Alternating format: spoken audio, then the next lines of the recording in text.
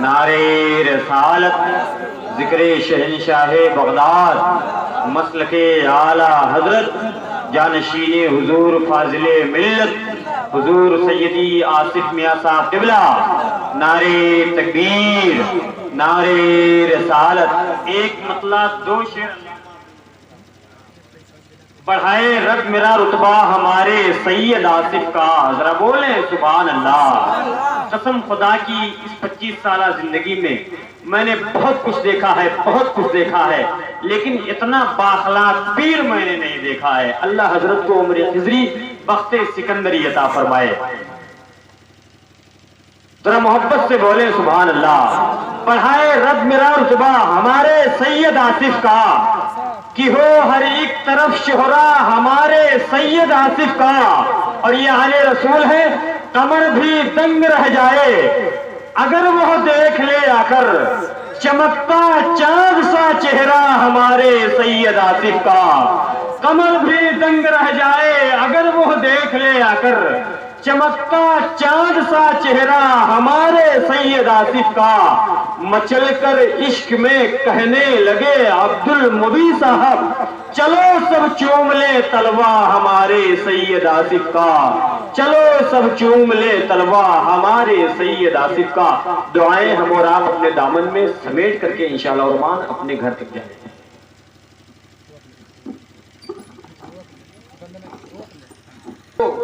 وہ غوث اعظم، اب آپ اپنے بارے میں سوچو، شاید فجر کی نماز ایک دو لوگ پڑھ لیں گے صبح میں۔ مسلمانوں بڑے افسوس کے ساتھ کہنا پڑتا ہے، ہم سب کو ماننے والے ہیں،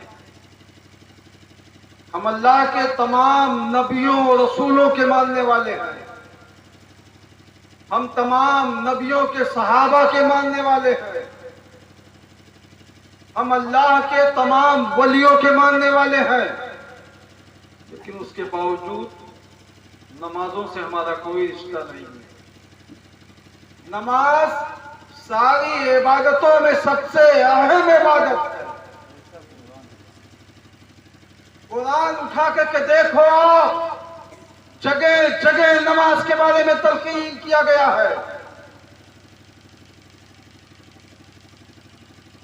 آقا کریم صلی اللہ تعالی علیہ وسلم نے بار بار ارشاد فرمایا ہے، کہیں یہ فرمایا کہ نماز میرے آنکھوں کی ٹھنڈک ہے، کہیں یہ فرمایا کہ نماز دین کا ستون ہے، کہیں یہ فرمایا کہ نماز مومن کی معراج ہے، کہیں یہ فرمایا کہ نماز کافر اور مسلمان کے درمیان امتیاز پیدا کرتی ہے، لیکن اس کے باوجود ہم نماز نہیں پڑھتے۔ اتنی آسانی سے اس عمل کو لے لیا ہے آپ نے۔ ارے جس غوث اعظم کی محفل میں بیٹھے گا، کسی کی نہ مانو ان کی مان لو، کیا بات ہے۔ سلطان باہو کی مان لو آپ۔ غوث اعظم فرماتے ہیں کہ جو نمازی نہیں ایسے مسلمان کو مسلمانوں کے قبرستان میں دفن نہیں ہونے دینا چاہیے۔ سلطان باہو آگے فرماتے ہیں وہ مسلمان جو کلمہ بھی پڑھتا ہے لیکن نماز نہیں پڑھتا ہے تو وہ مثل خنزیر ہے۔ نماز اتنا آسان عمل نہیں ہے کہ آپ جلسے کر کے، میلاد کر کے، غوث اعظم کی محفل کر کے آپ اس سے چھٹکارا پا جاؤ گے۔ ارے بستر مرگ پر اگر آپ لیٹے ہوئے ہو، اس کے باوجود بھی نماز معاف نہیں ہے۔ سفر میں نماز نہیں معاف ہے، جنگ کے میدان میں ہے تب بھی نماز معاف نہیں ہے۔ گھروں میں رہ کر کے نماز کیسے معاف ہو جائے؟ اللہ کا جو محبوب پیغمبر ہے، جس کے صدقے میں اللہ نے تمام کائنات کی تخلیق فرمائی ہے، اس کے اوپر نماز معاف نہیں ہے۔ جس کی محفل میں آپ بیٹھے ہیں، جو وقت کا غوث اعظم ہے۔ غوث ہونا کوئی معمولی چیز نہیں ہے۔ आका की उम्मत का अगर सबसे पहला कोई गौस है तो मौलाए कायनात की जात है। दूसरी जात खातूने जन्नत की है। तीसरी जात हजरत इमाम हसन की है। चौथी जात हजरत इमाम हुसैन की है। इमाम मूसा काजिम इस उम्मत के गौस है। इमाम मोहम्मद इस उम्मत के गौस है। इमाम बाका इस उम्मत के गौस हैं। और उसके बाद जो गौस हुए हैं वो गौसे आजम की जात है। और जो इस उम्मत का सबसे आखिरी गौस होगा वो हजरत इमाम मेहदी होगा। उम्मत का कोई भी फर्क विलायत के किसी भी मनसब पे फायज हो सकता है, कोई कुतुब हो सकता है, कोई अब्दाल हो सकता है, कोई औताद हो सकता है, कोई साहिब इरशाद हो सकता है, कोई वक्त का मखदूम हो सकता है, लेकिन गौसे आजम होने के लिए, गौस होने के लिए औलाद फातिमा होना जरूरी है।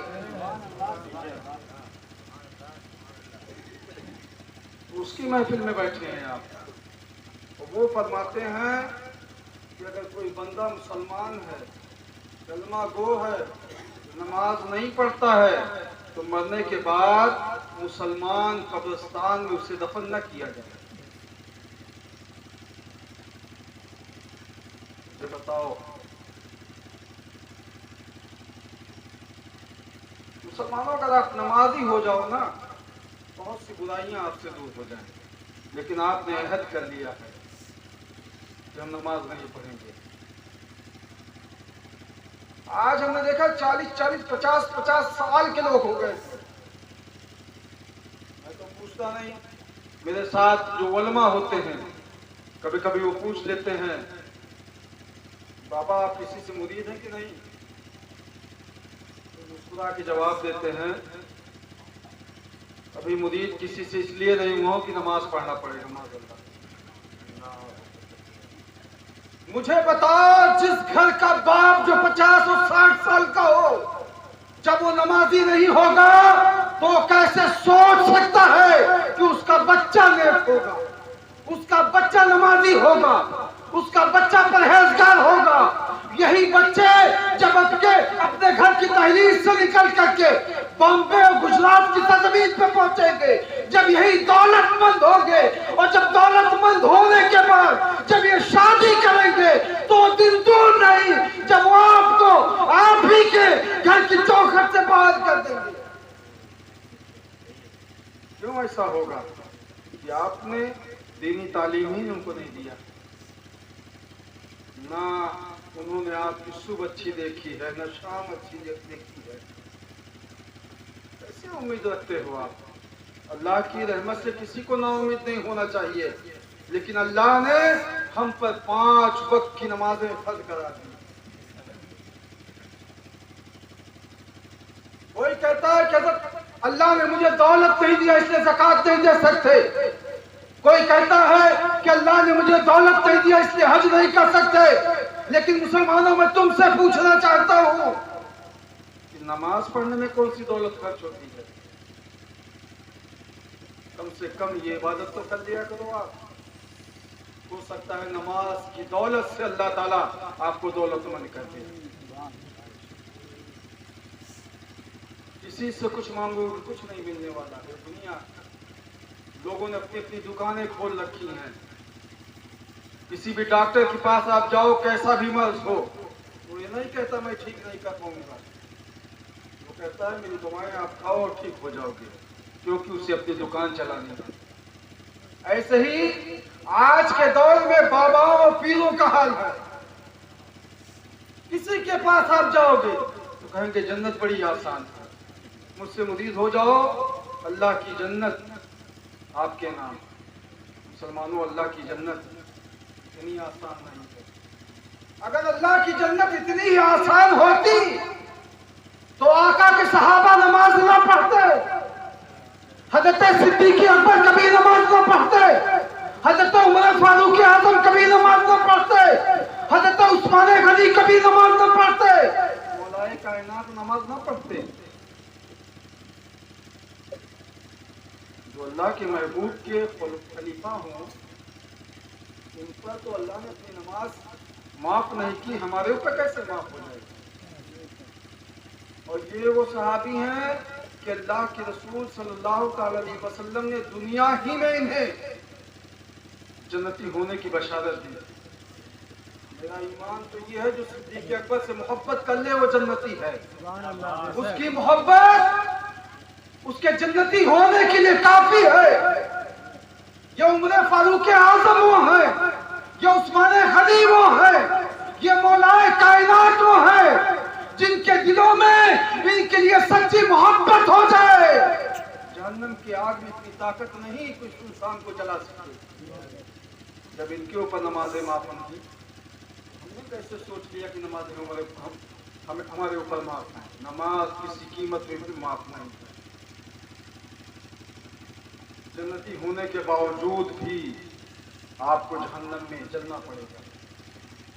اور جانتے ہو, ایک وقت کی نماز اگر آپ نے جان بوجھ کر قضا کی ہے, کئی ہزار برس تک آپ کو جہنم کے سب سے نچلے طبقے میں رکھا جائے گا. کئی ہزار سال تک. اور اللہ کے رسول فرماتے ہیں جنت کا ایک دن دنیا کے کئی ہزار سالوں میں بھاری ہے. اور اللہ کے رسول فرماتے ہیں جان بوجھ کر جس نے ایک وقت کی نماز ادا کی, جہنم میں کئی ہزار سال تک اسے رکھا جائے گا. اب اپنے بارے میں آپ فیصلہ کر لو کیا حالت ہوگی آپ کا. اللہ نے اتنا نرم و نازک آپ کو نہیں بنایا اس لیے کہ آپ کو جہنم میں جلائے. کم سے کم کسی اور کے اوپر نہیں, اپنے جسم پر رحم کھاؤ. جب آپ کا جسم جہنم کی آگ سے جلایا جائے گا تو آپ کے اندر جو خون و مواد ہے نا, یہ آپ کے ناک و منہ کے راستے سے جب باہر آئے گا, اور جب آپ پانی مانگو گے تو جہنم کے فرشتے اسی کو آپ کو پلائیں گے. بڑا سخت عذاب ہوگا. لوگ کہتے ہیں ارے مرنے کے بعد کیا ہوگا, کون دیکھنے کے لیے آتا ہے. کوئی دیکھنے کے لیے آئے یا نہ آئے, آپ تو دیکھو. مسلمانوں اپنے اوپر رحم کھاؤ, اللہ کا شکریہ ادا کرو کہ اللہ نے آپ کو مسلمان بنایا ہے, اپنے محبوب کی امت میں آپ کو پیدا کیا ہے. کم سے کم کچھ نہیں کر سکتے ہو تو 5 وقت کے نمازی بن جاؤ. اور میں دعوے کے ساتھ کہتا ہوں جس دن آپ نمازی بن جاؤ گے, پرہیزگار آپ ہو جاؤ گے, متقی آپ ہو جاؤ گے, تمام گناہوں سے بچ جاؤ گے. تمام نیک اعمال کرو. آپ اگر نمازی نہیں تو گناہوں سے نہیں بچ سکتے ہو. تو آج عہد کر کے اٹھو کہ اپنے محبوب کی حال کی مجلس پہ بیٹھے ہیں, اور اسی غوث اعظم کا واسطہ کہ آج کے بعد ہماری نمازیں نہیں چھوٹیں گی. انشاءاللہ اگر نمازی ہو گئے آپ تو کوئی تعویذ کی ضرورت نہیں پڑے گی. آپ کو نہ برکت کی تعویذ کی ضرورت پڑے گی, نہ بہو کے لیے تعویذ کی ضرورت پڑے گی, نہ بیٹے سے دولت پانے کے لیے تعویذ کی ضرورت پڑے گی. سب ٹھیک ٹھاک ہو جائیں گے. آپ اللہ کے مخصوص بندے تو بن جاؤ, اس کی عبادت کرنے والے تو بن جاؤ, اس سے ڈرنے والے تو بن جاؤ. جب اللہ نے اپنے محبوبین پر نماز نہیں معاف کیا ہے تو ہم گنہگاروں کو کیسے معاف کر سکتا ہے. عہد کر لو کہ آج کے بعد ہم نماز پڑھیں. سرکار غوث اعظم بہت بڑے اللہ کی ولی.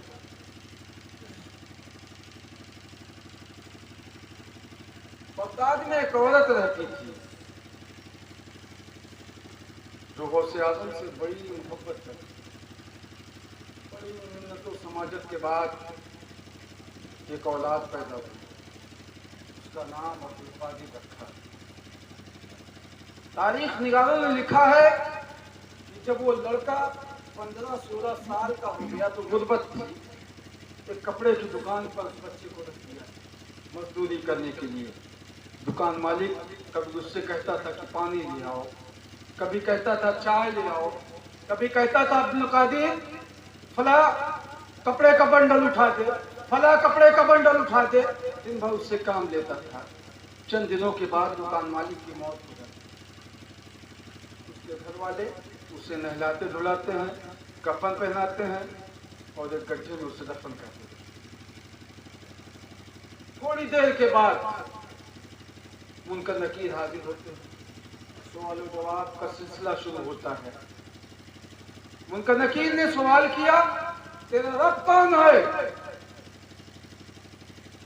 वो बेदार हुआ, उसके चेहरे पे कपड़ा पड़ा हुआ था। वो सोचने लगा मैं कहाँ आ गया। सोचते सोचते उसने कहा मैं कहीं और नहीं, मैं अपने दुकान में हूँ, मैं अभी मरा नहीं हूँ। इसी सोच के आलम में उसने कहा अब्दुल कादिर इनके सवालों का जवाब दे दे। कुर्बान जाओ गौसे आजम के मानने वालों, इतना कहना था कि अब्दुल कादिर इनके सवालों का जवाब दे दो। अब्दुल कादिर इसके कब्र में तशरीफ ले आते हैं। मुनकर नकीर ने पहला सवाल किया, जवाब दिया, दूसरा सवाल किया, जवाब दिया, तीसरा सवाल किया, जवाब दिया। जब तीनों सवाल का जवाब दे दिया तब अपने उसने चेहरे से कपड़े को पलटा, इधर उधर देखा, दाएं बाएं, अंधेरी कब्र। उसने कहा मैं दुकान में नहीं, वाकई में मैं मर गया हूं, मैं अपने कब्र में हूं।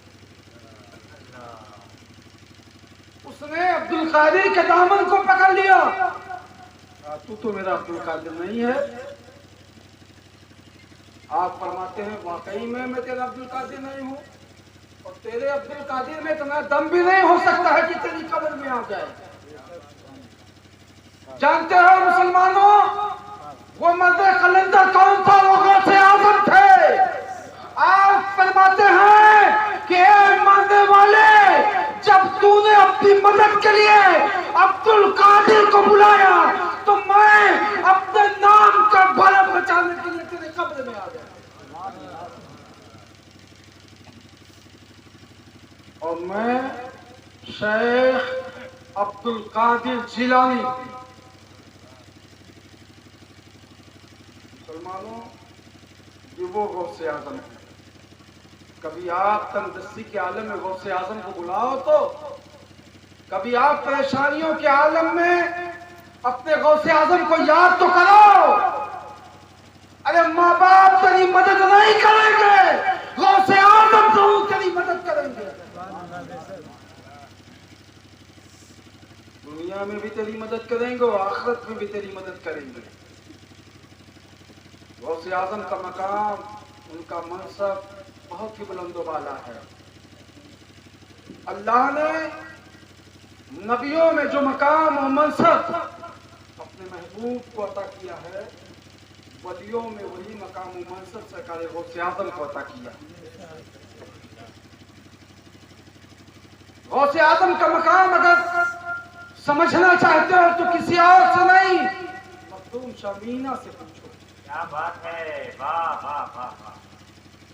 लोग हो सकता है कि खुद को दिखाने के लिए मेडिकल कॉलेज ना गए हों, किसी मरीज को देखने के लिए गए होंगे medical college Lucknow. Medical college के कंपाउंड के अंदर एक मज़ार है, वो मखदूम शामीना की मज़ार है। एक शख्स था जो गौसे आजम को नहीं मानता था। उसने वलमा से एक सवाल किया। मेरे एक बात समझ में नहीं आती है कि आप लोग बयान करते हो कि गौसे आजम ने एक ही वक्त में, एक ही दिन में 70 मुरीदों की दावत खाई, ये कैसे हो सकता है? एक दिन में, एक ही वक्त में 70 मुरीदों के यहाँ गौसे आजम ने दावत खाई थी। मेरे अक्ल में यह बात नहीं आती है, आप मुझे समझा दो। वलमा समझाते समझाते जब तंग आ गए तो एक आलिम ने कहा कि तेरे सवालों का जवाब कोई और नहीं दे सकता, तो मेडिकल कॉलेज लखनऊ चला जा, वहाँ अल्लाह का एक मर्द कलंदर रहता है जिसे मखदूम शाह मीना कहा जाता है। तेरे सवालों का वही जवाब। ڈھونڈتا ڈھونڈتا مخدوم شاہ مینا کی بارگاہ میں حاضر ہوتا ہے. اللہ کا امت قلندر ایک املی کے درخت کے نیچے بیٹھا ہوا ہے. پہنچتے اس نے سوال کیا کہ آپ مخدوم شاہ مینا ہے؟ کہاں کا ایک سوال ہے آپ سے. کہا پوچھ. کا سوال یہ ہے کہ غوث اعظم کے بارے میں آپ لوگ کہتے ہو کہ غوث اعظم نے ایک ہی دن میں ایک وقت میں 70 مریدوں کی یہاں دعوت کھایا ہے، افطار کیا ہے، یہ کیسے ہو سکتا ہے؟ تو آپ فرماتے ہیں پہلے تو غسل کر لے، غسل کرنے کے بعد وضو کر لے، پھر غوث اعظم کا نام لے. ارے جس غوث اعظم کا مقام و منصب اتنا بڑا ہو کہ وقت کا ایک مخدوم جسے مخدوم شاہ مینا کہا جاتا ہے، وہ فرماتے ہیں کہ غوث اعظم کا نام اتنا بڑا ہے کوئی ناباکی میں اس نام کو لے بھی نہیں سکتا ہے. بات یہ ہے کوئی پاک بھی ہو تو باوضو ہو کر کے اس نام کو لیا ہے. جب اس نے غسل کر لیا، وضو کر لیا، تو کہا آپ سوال پورا کر. اس نے سوال کیا. مخدوم شاہ مینا فرماتے ہیں میری طرف مت دیکھ، املی کی درخت کی طرف دیکھ. جب اس کی نظر مخدوم شاہ مینا کے چہرے سے ہٹی، املی کے درخت کی طرف جب بلند ہوئی تو اس نے دیکھا کہ املی کے ہر پتے پر مخدوم شاہ مینا جمع کرتا ہے. وہ پکار اٹھا. جب لکھنؤ کے مخدوم شاہ مینا کا مقام اتنا بلند ہے تو بغداد کے غوث اعظم کا مقام کتنا بلند ہوگا. مسلمانوں، غوث اعظم کے مقام کو نہ سمجھے ہو تو اب سمجھ جاؤ.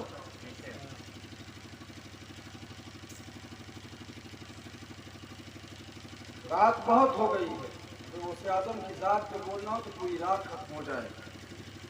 اللہ نے اتنی کرامتوں سے نوازا تھا آپ کو.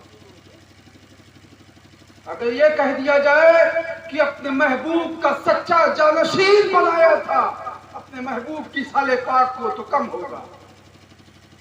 اپنے محبوب کا مظہر بنایا تھا غوث اعظم، اپنے محبوب کا عکس بنایا تھا غوث اعظم. اسی لیے اولیاء فرماتے ہیں جب کوئی غوث اعظم کو دیکھتا تھا تو پکار اٹھتا تھا کہ اے غوث اعظم میں بغداد میں آپ کو دیکھ رہا ہوں لیکن زیارت پیغمبر اسلام کی ہو رہی ہے. وہ شکل و صورت عطا کیا تھا اللہ نے اپنے اس محبوب بندے کو. ایسے ہی